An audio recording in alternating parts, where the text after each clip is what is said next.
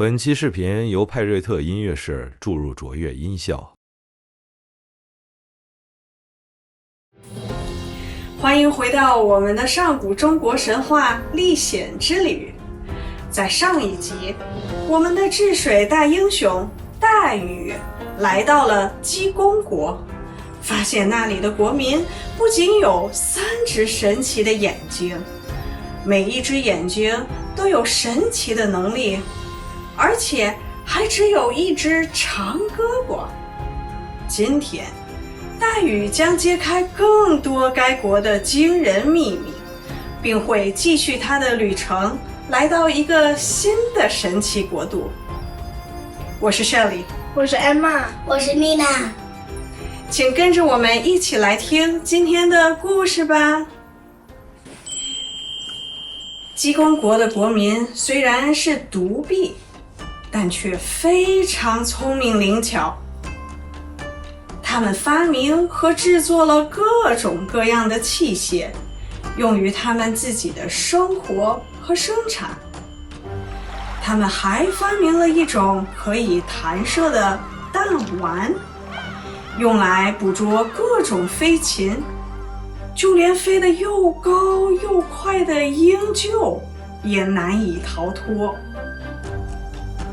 他们还用一次可以连发100支的利箭，追射最凶猛的虎豹，因此在他们的餐桌上有永远吃不完的野味。在他们所发明的器械里，最奇巧不过的要数飞车了。这种飞车是仿照了鸡公国特有的一种双头鸟和一种叫做脊梁的千里马制造出来的。双头鸟有着金黄色的羽毛，宽而大的翅膀，它的2个头长在身体的一前一后，所以它在天空中不用转身就可以上下前后的飞翔，非常敏捷迅速。脊梁马生着白色的花纹，红色的鬃毛，眼睛像黄金般闪亮，跳起来4蹄腾空，像闪电一样快。鸡公国的人根据这2种动物的特点，发明制造出了飞车。飞车既可以在陆地上跑，也可以在天空中飞，无论是崇山峻岭，或是江河湖海，都挡不住它的去路。这可真是一种理想的交通工具了。鸡公国的人早就听说过大禹治理江河的事，他们非常敬佩大禹。当大禹来到这里时，鸡公国的人十分热情地邀请大禹乘坐飞车巡视整个西极。大禹在鸡公国受到了热情的款待。最后，鸡公国的人还用飞车送他回到了豫州之野。从西极到豫州之野，大约有几十万里的路程，可大禹乘坐他们的飞车，只花了1顿饭的功夫就到了。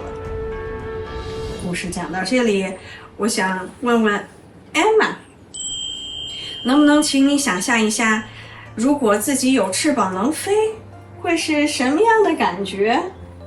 你会飞到哪里去探险呢？我飞的时候我会有一点点冷的感觉。哦，你有点冷的感觉。因为你飞得快的时候，冷空气到你身上，然后就你觉得冷。哦，哇哦，这是很有道理的。还有我还不知道我到哪里飞去，因为我可以去整个世界飞。是的，你确实是可以去整个世界飞。如果你的翅膀够大，飞得够快的话，很棒的答案，谢谢。OK， 妮娜，我也有一个问题想要问你哈，请你也想象一下，这些与民国的孩子们可以飞，那他们的学校会在哪里呢？是在天上还是在地上呢？天上。他们的学校在天上啊。那老师也会在天上教课吗？对。那在天上有没有教室呀？有。也有教室啊。然后那个教室就是在半空中建造的吗？ No。哇，那他怎么在哪里上学呢？我有一个。先让他说。我不知道。你也不知道了。我知道。如果你先说 ，sorry。我觉得我会觉得他们的那个学校在一个云朵上面。哇，学校在云朵上面，哇，很棒的答案，谢谢妮娜。OK， 也谢谢 Emma，Bravo。好啦。我们要讲下一个故事了，下一个故事是与民国。大禹从渤海湾乘船，经过几个月的航行，来到了一个面临南海、山峦起伏、丛林茂密的国家。这是个非常美丽也非常有趣的国家。这里有许多珍奇的飞鸟，在众多的飞鸟中，最珍奇的是长着五彩华贵的大尾巴，叫唤起来比奏乐还要好听的大凤凰。凤凰据说是一种非常圣洁的鸟，它非竹子的果实不吃，非甘泉不饮，非梧桐树不落，是一种十分罕见的神鸟。正因为人们很少能够见到它，所以如果偶尔见到一次，就会认为是祥瑞降临，是天下太平的征兆。但凤凰在这个国家里却十分普遍，到处飞来飞去。另外还有一种长着一只翅膀、一只眼睛的比翼鸟，它们单独一只的时候是飞不起来的，只有成双成对的在一起时，才能自由地在天空中翱翔。所以人们经常拿它们比作人间感情深厚、永不分离的夫妻。这里还有许多其他的鸟，也都是十分有趣和罕见的。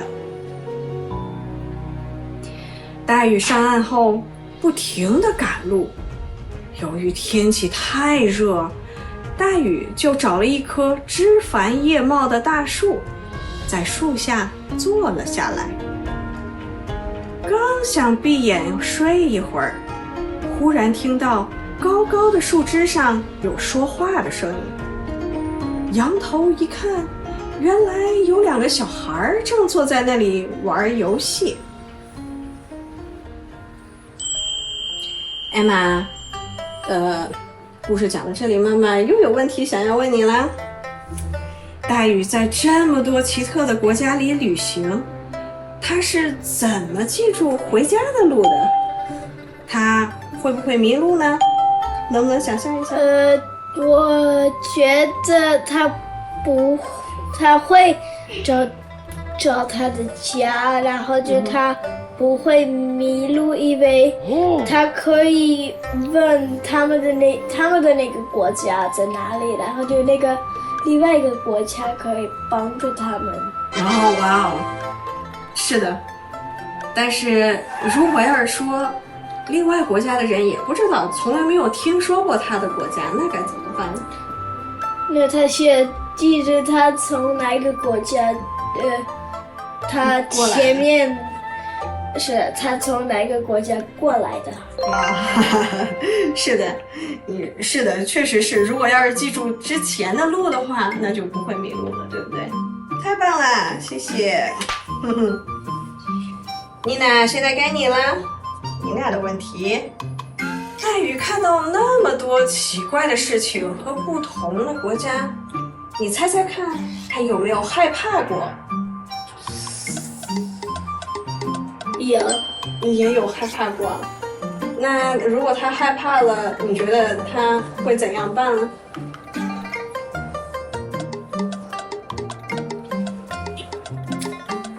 我不知道。你也不知道了吧？你说的没错，如果看到这么多奇奇怪怪的事情，是人都会觉得害怕的。但是黛玉就非常勇敢，是不是？他勇敢地跟这些国家的人交朋友，试着跟他们交流，然后甚至互相帮助，这就是他的一个非常重要的、非常显著的一个特性，非常勇敢，对不对？是的呀，很棒。你说的没错，大家都会害怕的。这两个小孩是谁？他们有什么特别的、神奇的能力？黛玉的奇妙经历又会将她带到什么样的神奇的国家呢？如果你感兴趣的话，别忘了订阅并开启更新通知，不要错过我们的精彩中国古代神话故事的旅程。我们下一集再见，晚安，晚安，拜拜。拜拜。Cut。